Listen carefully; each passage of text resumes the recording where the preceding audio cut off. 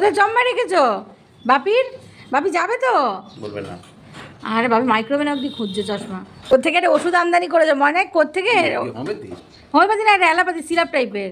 কোথেকে আনলি মনে? বোঝা যাচ্ছে না ওটা কার। সবাইকে জিজ্ঞাসা করা হয়েছে ওটা কার, জানা যায়নি। আর বাপির চশমা তো পাওয়া যাচ্ছে না। কোনো ভূক্ষেপ নেই। যতই মারধর করা মুখ থেকে একটা কোনো শব্দ করবে না। কোথায় রেখেছিস চশমা? মুখ ঠুসে সত্যি সত্যি বলবি না। Hi everyone, good morning. আর তার সাথে সাথে সবাইকে জানাই শুভ শিবরাত্রি। কিছু বছর আগে অবধি শিবরাত্রির সিনারিওটা ছিল অন্যরকম। সারাটা দিন নির্জলা উপোস থেকে সন্ধেবেলা আলতা পরে, শাড়ি পরে, সেজে গুজে খালি পায়ে গিয়ে শিবকে আগে মধু মাখানো, দই মাখানো, ঘি মাখানো, কত কিছু করে দিন জল ঢালা। আর সেই সময় যেন অন্য কেউ জলটা ঢালে, যেই জল ঢালতে চাইবে তাকে আগে ছেড়ে দেওয়া। কিন্তু এখন নির্জলা থাকে ডেফিনেটলি, কিন্তু সেই সন্ধে অবধি আর না।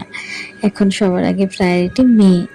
শিবের মাথায় জল ঢেলে এসে কতক্ষণে মেয়ের কাছে আগে গিয়ে মেয়েকে যাই মতো খাওয়াবো, সেটাই আগে সবচেয়ে আমার প্রধান কাজ। কাজ বলবো না, ভালোবাসা। এটা কাজ নয়, মেয়েকে তো অন্য কেউ খাইয়ে দিতে পারে, কিন্তু আমি কখনোই সেটা করি না।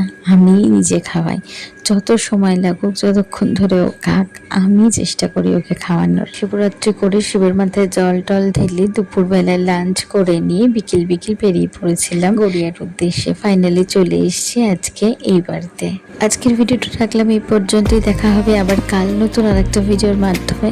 আর আমার ভিডিও থেকে যদি কিছু ভালো লেগে থাকে তাহলে লাইক করো, শেয়ার করো, কমেন্ট করো আর সাবস্ক্রাইব করো। Good night.